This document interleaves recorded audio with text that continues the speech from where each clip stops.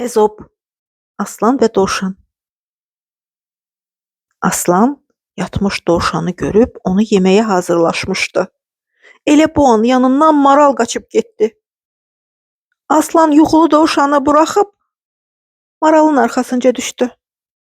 Səs-küyə dovşan oyandı, qaçıb gözdən itdi. Aslan maralın arxasınca çox qaçdı, onu tuta bilmədi. Sonra yenidən dovşan olan yerə qayıtdı.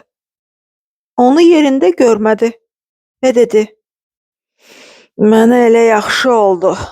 Əlimdəki ova qiymət vermədim. Boş-boşuna istəyim, arzumun arxasınca qaçdım." Elə bəzi insanlar da öz gəlirlərindən narazı olduqları halda əllərində olanları da itirdiklərini hiss etmirlər.